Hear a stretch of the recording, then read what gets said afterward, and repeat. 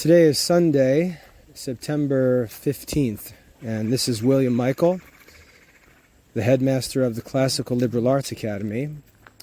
And I'd like to talk for a little bit today because I've received, in what seems to be a strange providence, I've received at least 5 messages in the last day or two asking about the development of schools. And I'd like to share some of the content of those messages, and I'd like to share my thoughts in response to those messages. I'm outside on the farm for a walk today, so there might be a little bit of background noise because it's a bit windy up in the trees, not down here on the ground, but hopefully the noise in the background won't be too great. So it's September, and I think in September, once the school year gets rolling, many people start to feel the negative consequences of poor school plans, poorly conceived, unsustainable school plans. The hope of the new year dwindles, and we find ourselves just back doing the same thing again. We're doing the same thing, we've got the same problems, maybe the problems are even worse now. And we're just back at this broken cistern that doesn't hold any water, and we're wondering, why do we keep doing the same thing over and over again? And I receive messages from a number of different kinds of people. The first group of people are people interested in teaching. They want to be teachers. They want to work in education. They want to be Christian teachers. And they can't conceive of anything other than going and getting a job at some modern school. They have no creativity. They're really not diligent enough to try and create a real solution, which is what business really is. They're really not diligent. They're not creative. And so they have this sort of lazy sluggard's desire to do something great, but they have no real motivation to actually do what they dream about doing. They're like people who want to be the owners of businesses, but they don't want to do the work of entrepreneurs. And so they just end up settling back into some crummy school job. Now, they don't introduce themselves as such, but speaking from my own experience, that's the reality of their situation. They want to work in education. They want to be these great teachers. They want to have this identity as a Catholic teacher. They want to be this classical schoolmaster type person. But their desires aren't great enough to actually turn into real life work. Sometimes they just openly ask me if I'm hiring, whatever that means. And just to talk practically, does it make any sense to say, I have no job as a teacher, will you hire me? It really doesn't make any sense. The kinds of people that I would want to hire would be people who are already working. And so your concern should not be finding a job. Your concern should be learning how to become a successful teacher. Because if you become a successful teacher, you'll never lack a teaching job. So that's the first type of message I receive. People who want to be teachers, but who don't want to do the work of actually solving problems in education, and really they're just looking for a job. The second group of people are people who work in school administration either as administrators of existing schools or people who are trying to get schools started or thinking about starting schools.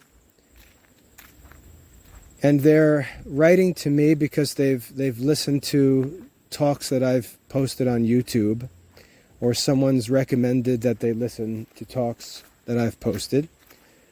And they want to start a school. They want to be the administrator of a school. And so they're looking for some advice.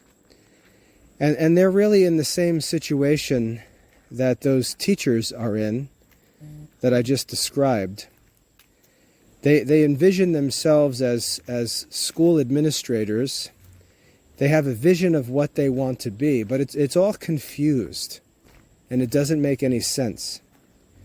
What they envision is this sort of faithful, classical schoolmaster, like the wise men and saints of the past, but they see themselves in a modern school setting with all of the material benefits of modern schooling, and I should say modern public schooling, but they imagine that they're just going to do it with a classical curriculum and have the best of both worlds, and that's just an unrealistic fantasy. That's not realistic. The reason why it's not realistic is because classical education, real education, is always for a small number of people, and it's unpopular. You're never going to be the celebrated public school principal if you want to teach real classical Catholic studies. And let's just be historically fair here. Schoolmasters in the old days, if you read about the histories of schools and schoolmasters, if you look at a painting of the 7 liberal arts, you'll see that the grammar school teachers, and this all begins with grammar school. Anyone who's not willing to teach grammar has no business in classical education. Grammar is the gateway to all of the arts. And that doesn't mean going and buying some goofy homeschool program like Shirley's English Grammar. I'm talking about the real art of grammar. If the real art of grammar is not understood, if language is not understood in preparation for future philosophical and theological studies, there's no beginning to classical education. You're just faking it, which is what most are content to do today. Just have an appearance.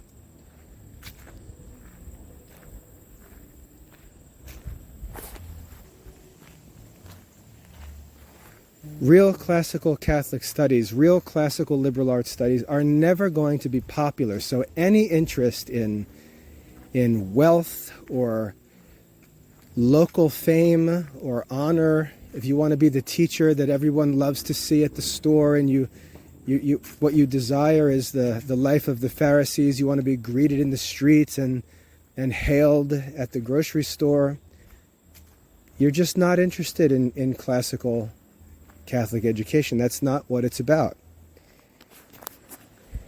And again, this is common because modern Christians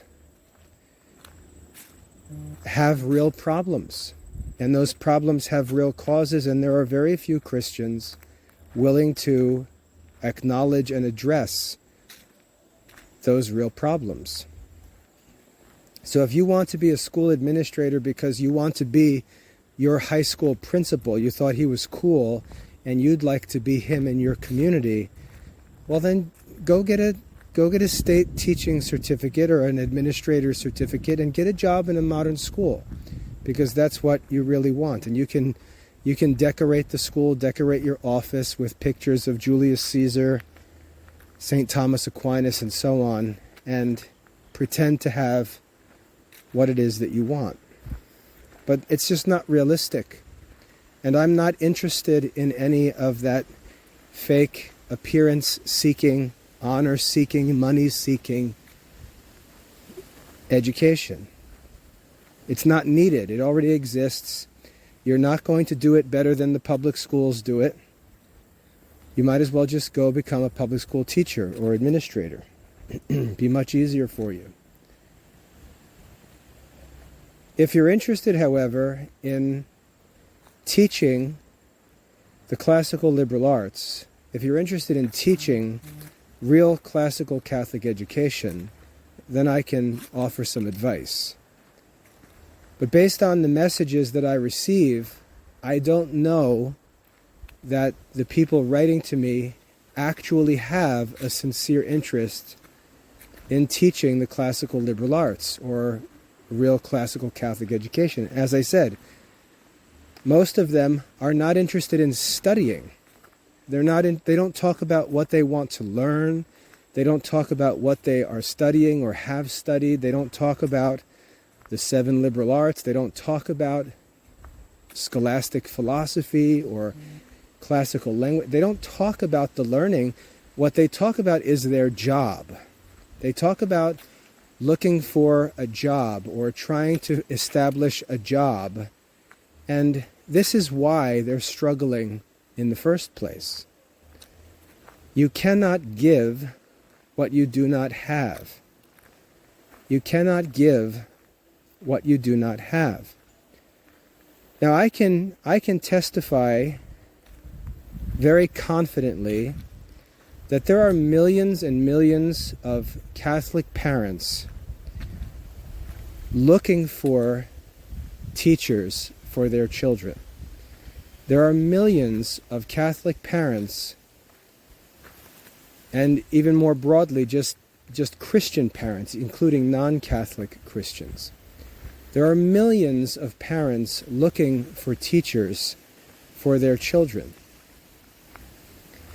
The problem is that they're looking for good teachers. They're looking for experienced teachers. They're looking for really bright, intelligent teachers. They're looking for zealous teachers. They're willing to pay for such teachers. And if you're not such a teacher, that's what your problem actually is. The problem is that the parents who have the ultimate say in who does the teaching, and I wish that parents would actually respect their own control more than they do. The parents ultimately determine who the teachers and administrators should be, and they determine that with their checkbooks. When parents settle for low-grade teachers, when parents settle for low-grade administrators, they get what they deserve. And what's worse about them settling is that they actually contribute to the continued decline of education. Instead of demanding better service, instead of demanding better content, demanding better teachers, they actually settle for the low standards and are complicit in the decline of education. This is a free market society. There is no requirement that anyone attend a public school. The government does not control education. The government controls public schools.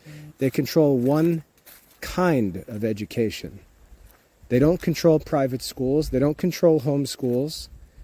And so everyone complaining about the decline of education has only themselves to blame, because we can all change it if we wish to. Parents can change it by refusing to support any institution that doesn't offer the highest quality curriculum and services.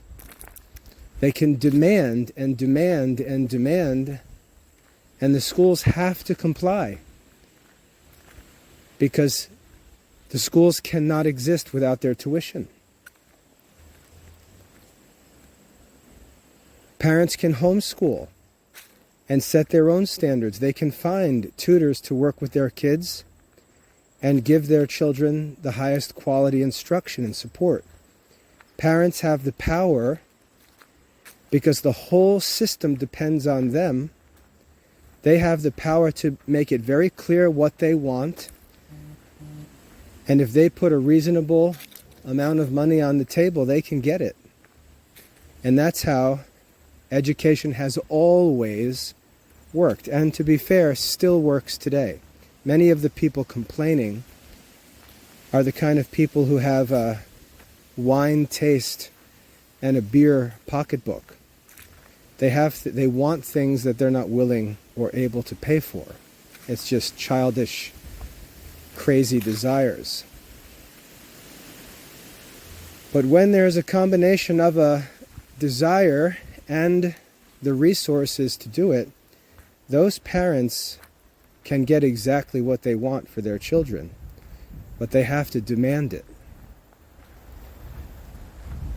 And if you're not one of those teachers, if you're not a person who would be looked to for that service, well, historically you wouldn't be a teacher. There wouldn't be all of these fake school jobs available, and you would have to find something else to do. Compulsory education and public education, the creation of all of these schools that have no teachers and are desperate to hire anyone they can find, has created this job market, which is really disgusting.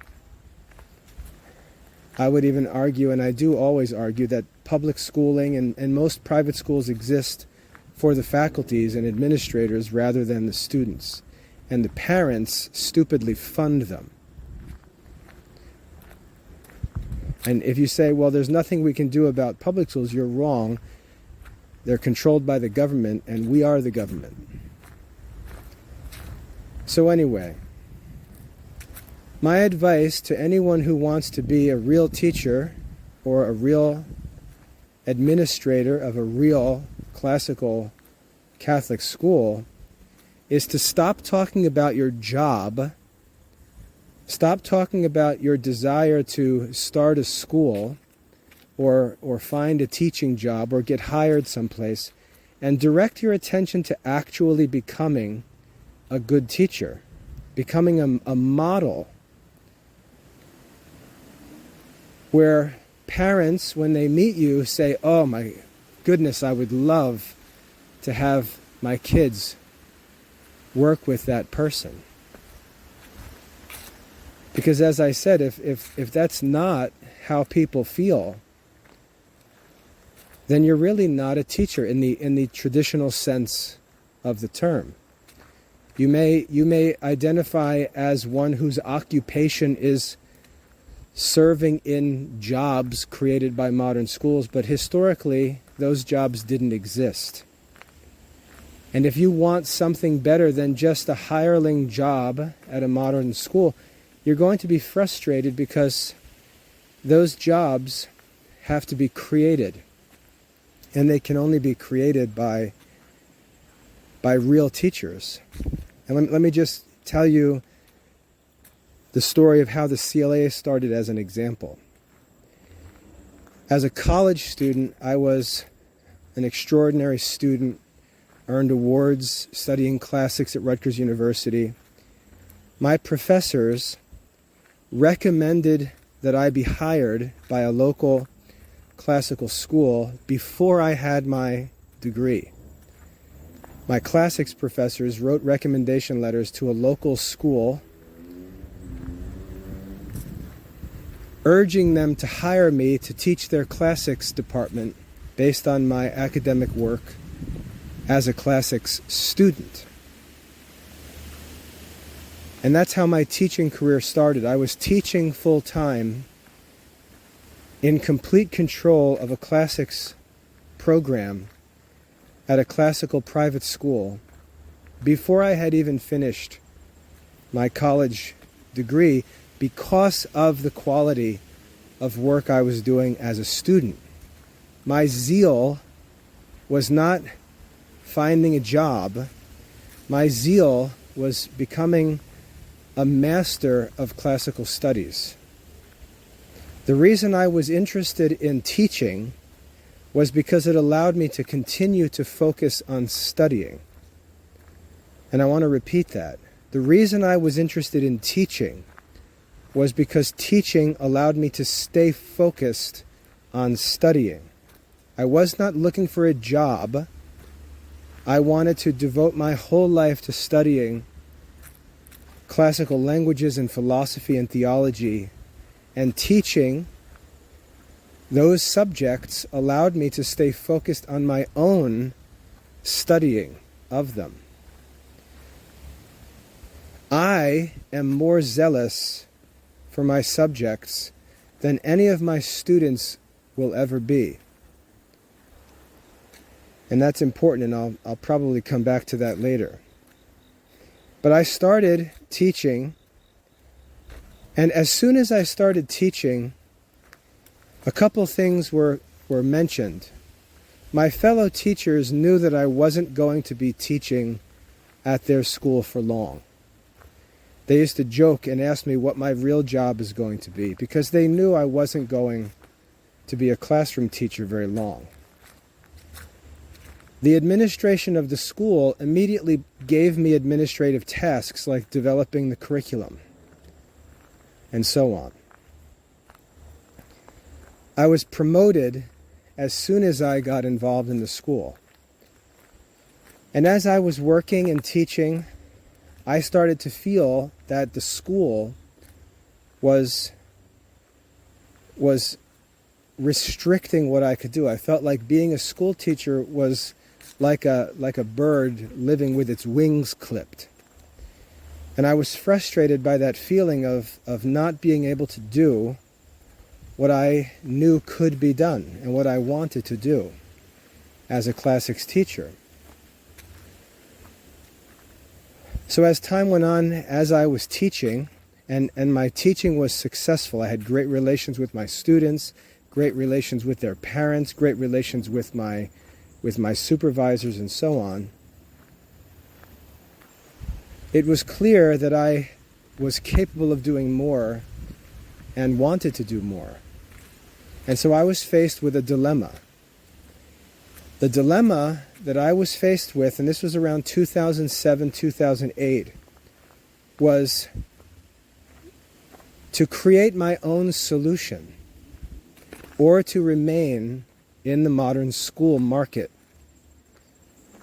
To create my own solution or to remain in the modern schools. And so from that point on, I knew that if I stayed in the school market, I could never complain about being restricted. I could never complain because the schools are what they are. We all know what they are. We know their shortcomings. We know they don't pursue real academic goals. We understand what their purpose is. They simply serve the requirements of compulsory education laws. We all understand that. They're not designed to raise wise men. They're not designed to raise religious vocations. They're not designed to raise philosophers and artists and writers and so on. They're designed to check the boxes of modern, secular, compulsory education requirements. If you stay in that system, you just need to shut the mouth and realize you're just an employee in the modern compulsory schools. It doesn't matter what you call the school. You could call it Classical Academy. You could put cute uniforms on all the kids. You could decorate the school with pictures of Greeks and Romans and saints and whatever else. But you're just a modern school employee, serving modern school requirements. If you want something better, if you want to do something that's more noble than that, you can't keep, like I could use the illustration, you can't have your cake and eat it too. You can't sit there in your comfy little modern school job and simultaneously serve the ends of real classical Catholic education. No one is going to, quote unquote, give you a job that allows you to do that. No one's going to give you a job. You don't have a right to a paycheck because you've decided that you want to be a classical school teacher or a school administrator. If you want to serve the true ends of classical Catholic education, you're going to need to step out from the modern educational job market. And this is where all of the talk stops. All the talk stops. Because you are actually challenged to prove that you have real wisdom, real virtue, real cunning. You have to actually prove that you're worthy of such a position, of such work. There was an old saying that a philosopher always could find $1, meaning that the work of philosophy was not something inferior to business, but something superior. And when a philosopher needed money, he could get it, because that's an inferior or an easier kind of work. We see, for example, in the New Testament, St. Paul devoted his life to evangelization as an apostle, and he could turn on the faucet whenever he needed money to cover his costs. He speaks throughout the New Testament of his readiness to work with his own hands and cover all his own expenses. He could say to himself, I want to be an apostle, I want to devote my life to the gospel, and then not cast himself upon the Christian community as some kind of charity case where he's willing to do this if they pay him a salary, which is just nonsense talk. Very common today, but nonsense talk. Rather, he said, I want to be an evangelist. I want to devote my life to preaching the gospel, and I'm going to make tents and work with my hands to cover all my costs so that I can do what I want to do. And we see in St. Paul an example of faith coupled with works. This is the challenge that Christians face today. And we find Christians sitting on the fence, talking all this lofty talk, talking about how they want to restore classical Catholic education. They want to be like the saints and wise men of the past. They want to, reform education, on and on and on. But what they really mean is they want to have their cake and eat it too. They want to get paid and live in the convenience of the modern school system, but they want to be extraordinarily virtuous superheroes of Christian culture. And it's just idle talk. They stay in their comfy job, they stay in their easy place, and they just complain for a living and imagine that because they complain that they're somehow superior to all the other people who are really doing the same thing that they're doing. They're just content doing it. Complaining is not work. And so the challenge that we face is that if we want to teach the classical liberal arts, the classical Catholic curriculum, we have to create the means by which we do that.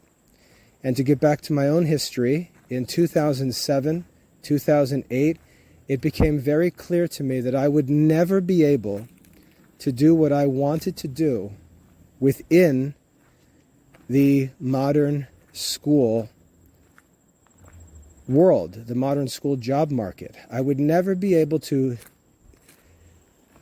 have employment that was someone else's responsibility. Someone else would raise the funds, collect the tuition, build the facilities, recruit the students, and so on, and let me run wild as a classical Catholic educator. That was never going to happen. And if I wanted to fulfill my goals in education, I would have to create that solution myself. And that was the line drawn in the sand that I had to deal with. Now, everything that I had done in education up to that point, I had been working in education for 9 or 10 years, everything I had done was successful. I had a really beautiful, pleasant job working in a great school with enthusiastic support from students, parents, and my colleagues at the school. Perfect, comfortable, happy job. Beautiful, beautiful environment, beautiful campus, great families, and so on. But I had a desire for something much greater than that.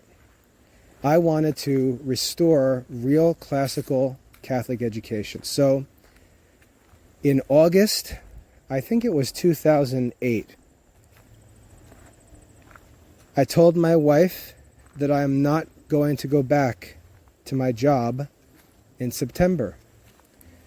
I'm going to resign from my position as the classics teacher at this private school, and I'm going to start my own teaching business. I'm going to start by simply tutoring homeschool students in the area. And what I'm going to do is I'm going to offer to tutor students in the real classical Catholic curriculum with no restrictions. That's what I'm going to do. I had $0. I had 0 prospects at that time. Was completely uncertain how I would go about it. But I had a sense of responsibility that I needed to do this. And I had a sense of calm.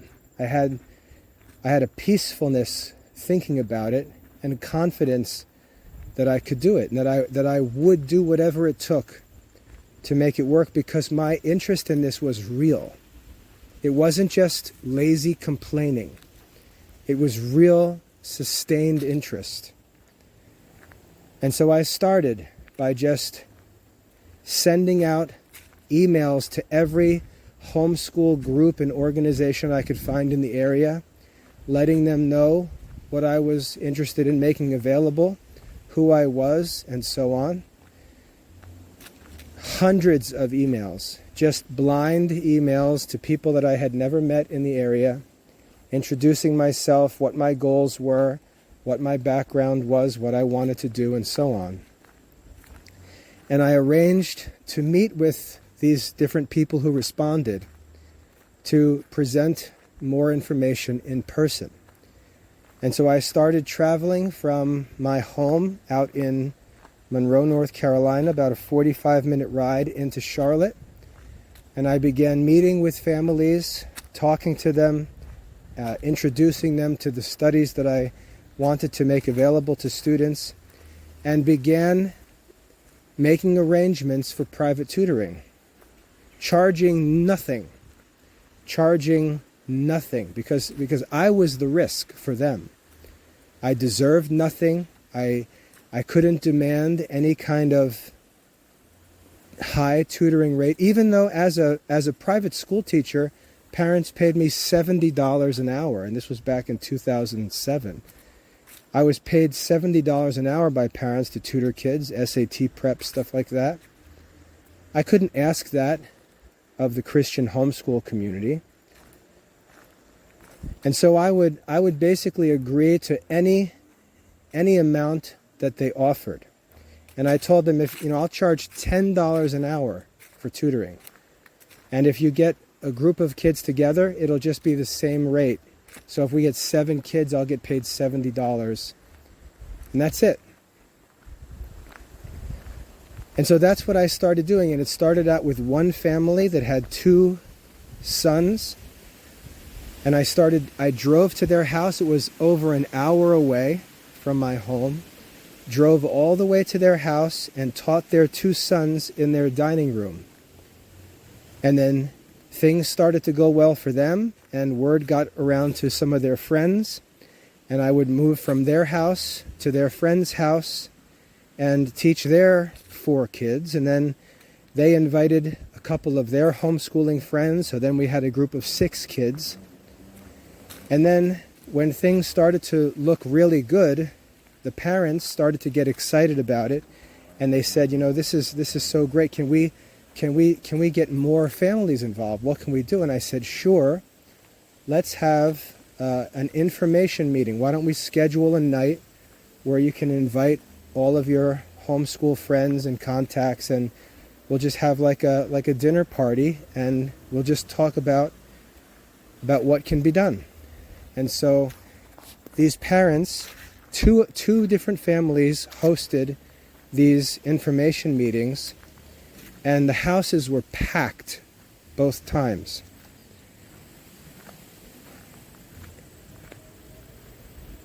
Once that began to happen, interest started growing rapidly.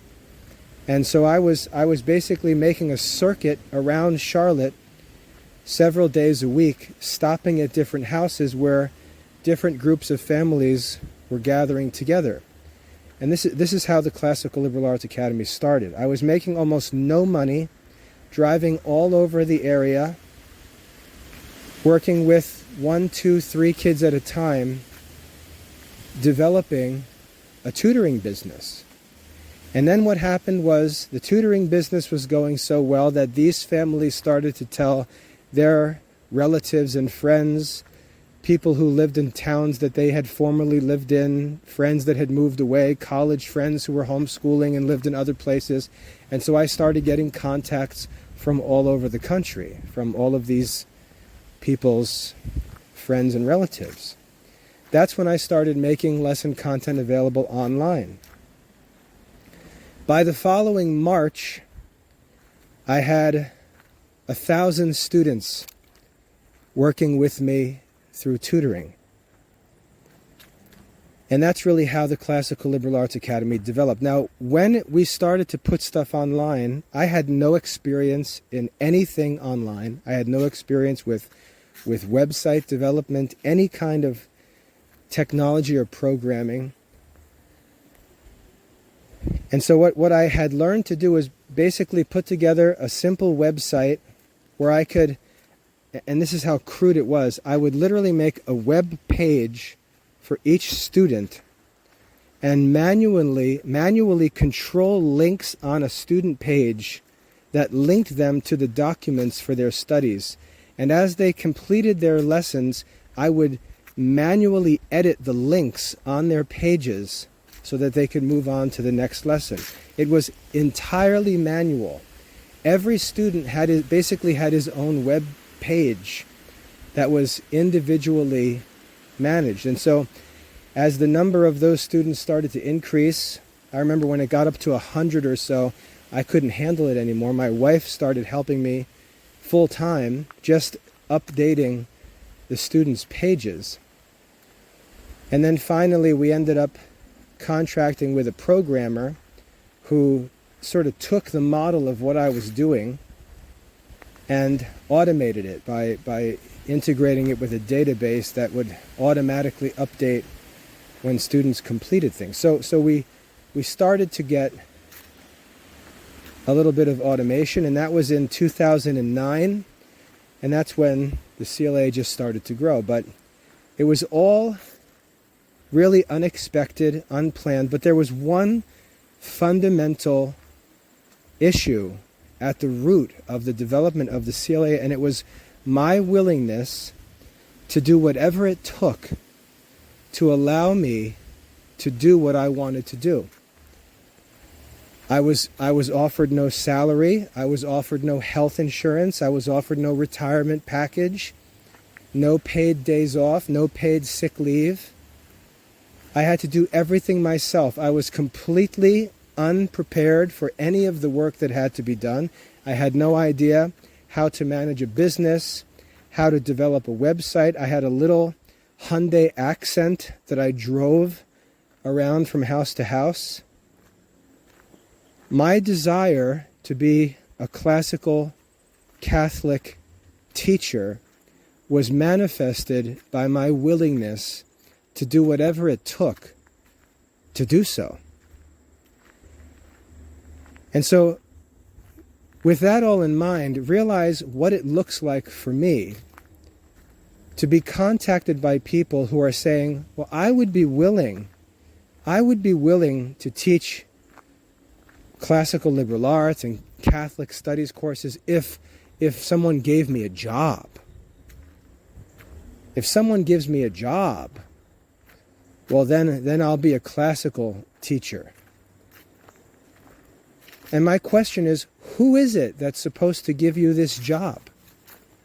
Who is it that's supposed to create the solution, make it profitable, build up a strong student body so that there's extra money coming in beyond what he himself needs, and then look for someone else to come in the end and take a job that he's responsible for? No one is interested in doing that. No one's interested in doing that. No one's interested in allowing you to pretend that you're something that you're really not. And this is where your thoughts, your expectations need to be examined.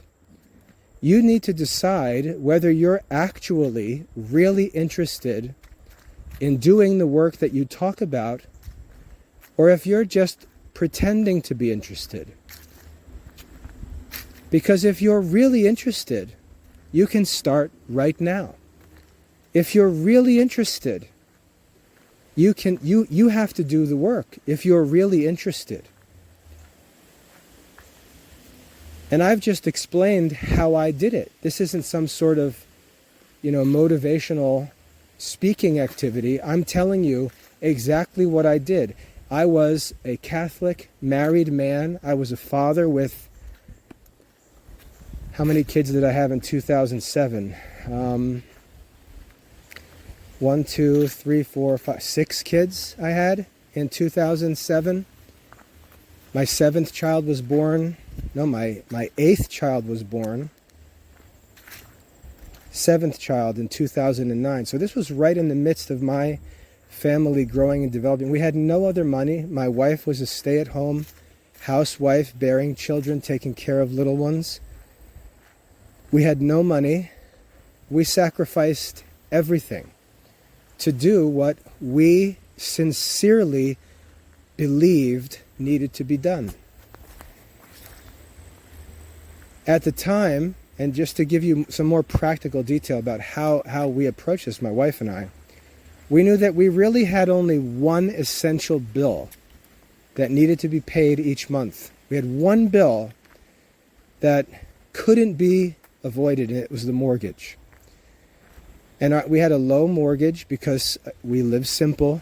We're not some kind of, we don't have crazy, unsustainable standards of living and then say we want to be classical schoolmasters. We live a very simple life. Our mortgage for our home, I think, was $1,000 a month.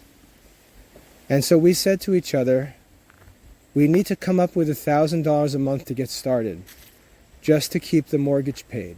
Everything else is discretionary. We can have the electricity turned off and still survive until we get everything established. So we cut down to bare bones of life. I remember eating carrot soup, where the ingredients are literally water, carrots, and salt, for some time, just because things were so tight as we got started. That didn't last long, of course, but we were willing to do whatever it took to accomplish our goal, because our talk about wanting to restore classical Catholic education was sincere. It wasn't just idle, sluggard complaining. That's what needs to be done. And what's exciting about it is that there is demand for it.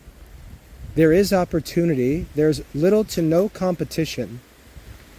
And you can do it if you're serious. You can do it if you want to.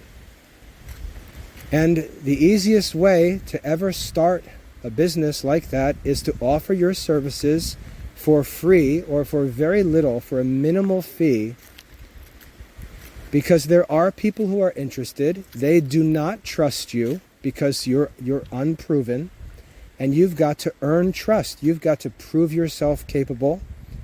And when you prove yourself capable, if you show yourself to be worthy of your wages, the parents themselves will be concerned that you get paid what you need. They will pay you if you prove yourself worthy of your wages. And that should be your only concern. And you can't fake it. They're going to ask you questions. You have to have answers for those questions. Those answers have to come from your own studies. You can't fake it. You can't live by the teacher's manual like modern school teachers. You're going to face different circumstances, different kids, different combinations of kids. You're going to have to be able to adapt as a real teacher can do. You can't fake real teaching. And they're going to very quickly know whether you're a con man or whether you're actually a great teacher.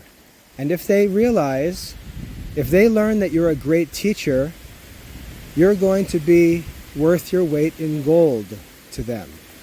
Because Christian parents are desperately seeking help to raise their children. Just as an example, there was one family where the mother pulled me aside one day and basically told me, we will pay you anything you ask for because there's no one like you. And I'm not saying that to boast. I'm saying that's the reality in modern educational circles. There really are very few real teachers available, and parents know that. Parents know the difference between a faker who barely has more skill than they do, barely has more knowledge than they do, and a real teacher. Many of these parents are professionals. That woman I just mentioned, she was actually a dentist. Many of them are educated. Many of them are smart. Many of them are very serious about the faith. They're educated. They know. They can tell when someone is different. They can see that this person knows things and has skills with respect to teaching that they don't have. And when they see that, they know, like Marcus Aurelius said in the Meditations, they know that they've got to pay for these things. And they're willing to do so. But you've got to have that real quality. You can't fake it. And that's why I say this brings us back to the question of, what are you studying? What do you actually know?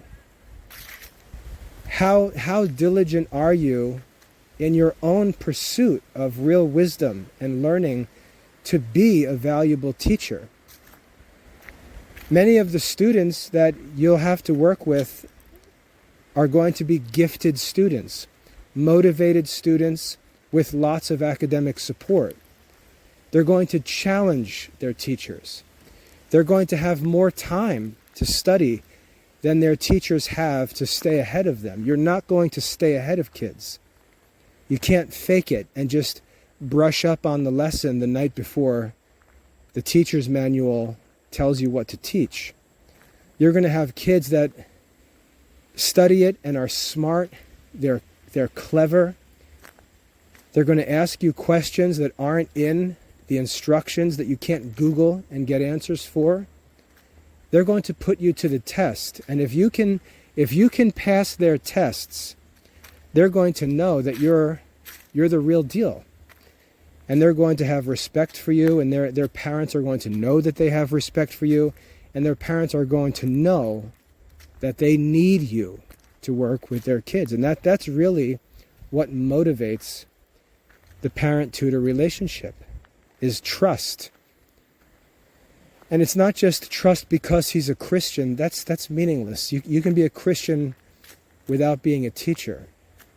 It's that you're a master at your craft. You're an expert in what you do for a living. And you are worth your wages. And you have to prove that. You can't ask people to pay you first for you to learn on the job. That's not how business works. You've got to prove yourself that you are worthy of that trust, worthy of those wages, worthy of the title of a teacher or schoolmaster. Now, the frustrating thing for me is that the Classical Liberal Arts Academy grew so rapidly that I ended up being swamped with tasks and challenges and questions that I never anticipated. I was forced to spend most of my time asking bigger questions about long-term plans and long-term goals and what was possible as the student body grew and grew. And I spent a lot of time thinking about that and how I could accomplish the goals I set out to accomplish for a larger and larger audience. That responsibility, which I do think is my responsibility, that has kept me from teaching as much as I would like to be teaching. But I believe that in time, I'm going to have myself in a position where I'm actually responsibly free to devote myself to teaching. Now, with the Classical Liberal Arts Academy developed as it is, with the curriculum and the study center developed as they are, I see opportunities for sincerely interested Catholic men and women to establish successful careers as teachers of the classical liberal arts, of classical Catholic education, if they will use what has been developed in the Classical Liberal Arts Academy. And so I would say that if you're interested in being a real classics teacher, if you're interested in being a real classical Catholic education teacher, or you'd like to develop a school and be the administrator of such a school, I would say that you have an advantage in that all of the work that my wife and I have done, which is available in the Classical Liberal Arts Academy, can be used to do that. And I would personally be very interested in helping you learn how to do that, how to use what we've already established and begin teaching in a way that allows you to hit the ground running and actually focus on teaching in a responsible way, not with some careless plan where you tell people that they've got to pay for you to establish your own teaching. No, it's nobody's responsibility to establish your business. But I would be happy to work with adults who are interested, first of all, in learning and studying. What I think has to develop first at this point in my career, what I think has to develop first is that there needs to develop a community of Catholic men and women who just collaborate all the time to study the classical Catholic curriculum. There has to be and that's what a college is supposed to be. And this is sort of my vision for Classical Liberal Arts College. It's a college of adults who study together, who study the whole curriculum, who chat about it, talk about it, write about it, review each other's work, and so on, and become real masters together of the classical Catholic curriculum. And as that expertise and as that collegiality and fellowship develops, then go out and begin offering to teach others, which is basically introducing them into that fellowship. And that is what I would argue is the real work of tutors. It's to go out into the community as a representative of that classical liberal arts college, that community of Catholic learners, and offer students, primarily homeschooling students, the opportunity to study and learn with some help from a tutor in that curriculum which is already established, which is already being studied. You would be introducing your students to courses and lessons that you yourself have already studied. And so you can see that there's a fellowship that develops. The students go through courses and they know that you've already studied these courses, you've already completed these courses, and so on. The parents know that you've already studied these subjects. They know that you've already completed these subjects. You can have letters of reference from those in that learning community that can say, oh yeah, Thomas Thomas studies with us. He's a great student, especially great in this subject or that subject. We would strongly recommend him as a tutor for your children. But it would start, as I said, with tutoring, just simple tutoring, just to get started, to introduce the service and the courses to the community, get started as I explained I did in the beginning. And then, if that tutoring goes well, remember, you're not the judge of your own ability, your students and their parents are. If that goes well and interest in your tutoring services begins to increase, a school will develop where you are. And it will be just like the school that developed around our Lord. It was only 12 disciples that he had, 12 apostles, I should say, his chosen 12, but there were hundreds more who gathered around him to study and learn, and out of them he chose 12 to be his apostles. But if you're skilled, if you're actually good at tutoring, a school will develop around you. You won't need to go start a school, as modern people talk about doing, to start some kind of empty institution, which is really just a building.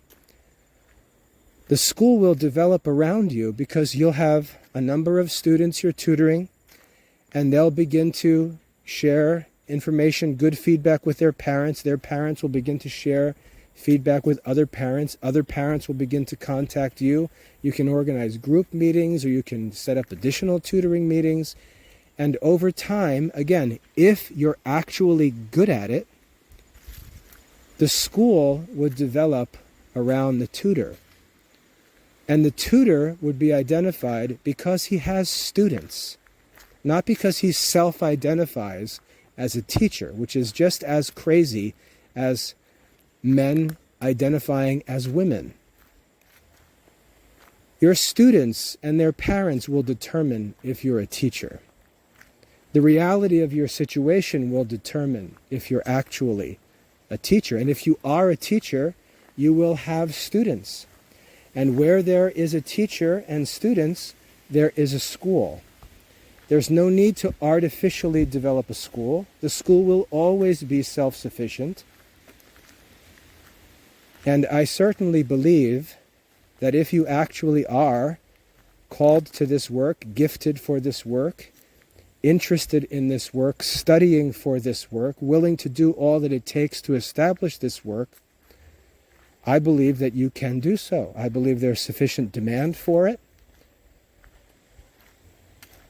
but that it's a work that's to be undertaken with Christian charity for God's sake, not for the sake of your students, not for the sake of their parents, but as service to God himself, because everything begins with love for God.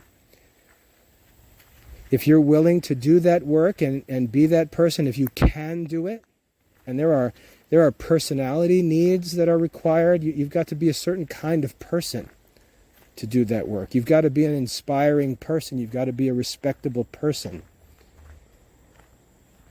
It's rhetorical limitations that are real.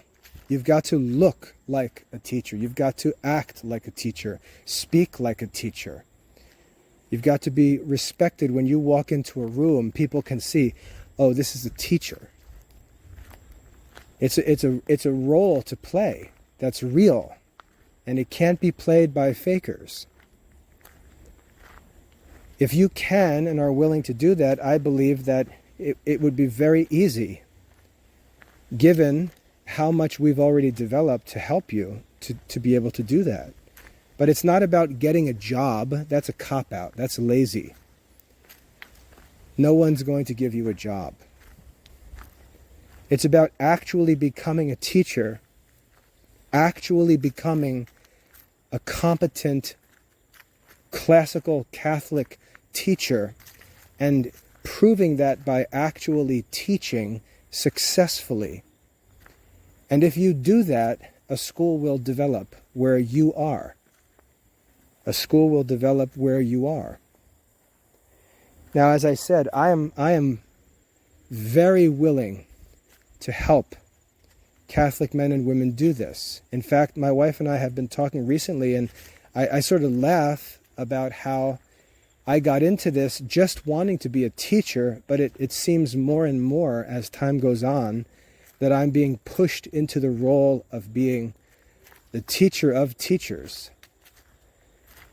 And I was talking to my wife about how I've been actually frustrated with my inability to find time to work directly with students, even though that's what I would really love to do. And that's why I say providentially I start to receive all of these messages about helping people who want to be teachers, who want to be administrators, who want to start schools, and so on.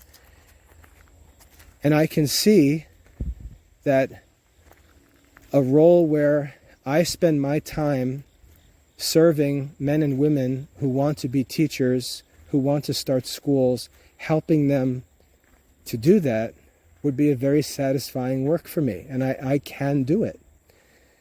I would be happy to develop this classical liberal arts college really for this purpose, for the purpose of developing a community of men and women who just study the classical Catholic curriculum together.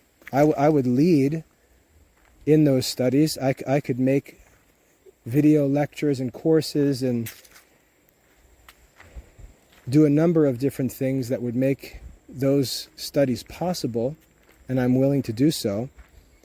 But I see this as a real need. I see it as an opportune time to pursue this sort of thing. The Classical Liberal Arts Academy, everything that we've created would be available to the men and women who wish to do this work. And let's just talk practical here for a couple of minutes before I wrap up. It's over an hour, so I want to finish up, but let's just talk practical. If you wanted to do this work of being a tutor for the Classical Liberal Arts Academy or as a representative of the Classical Liberal Arts Academy, you could do something like this. Establish a monthly tutoring fee. It could be just a general fee, or it could be a per course, per subject fee. But you could say, I would say, have the student you work with, have them create a student plan account in the Classical Liberal Arts Academy. It would cost, let's say, $20 a month. We'd give you a discounted rate for your students. Let's say $20 a month or $250 for a whole year. These are just rough numbers, but you get the idea. They pay that as part of their tutoring service fee to you. Beyond that, you can charge whatever you wish. So let's say, for example, you wanted to charge $100 per month per student. You would pay $20 to the Classical Liberal Arts Academy for full use of our system, and keep the $80 a month for yourself as your tutoring income. And again, these numbers are totally random. You would simply pay an access fee to the academy to use our whole curriculum. That would include all of our assessments, all of our record keeping, all of our support services, and so on. But you would be the one working with that child. Whatever you charge in addition to our basic access fee, that would be yours to keep. You wouldn't need to have your students buy books. You wouldn't need to do any of the work of tracking their studies or any. You would be identified as a tutor representing the Classical Liberal Arts Academy. You would simply give a portion of that fee to the academy to cover the cost of the study center and all the services that we would provide your students. And then that would all be available to you to use with the student. You would just help them through their studies. It'd be a very, very easy way to tutor. And again, when I was tutoring, I had no such system. I had to develop all of those resources myself. You would be able to start from day one with the whole system already established, and my job would be to help you learn to use it effectively and to continue to develop it to make it more and more beneficial to you and your students.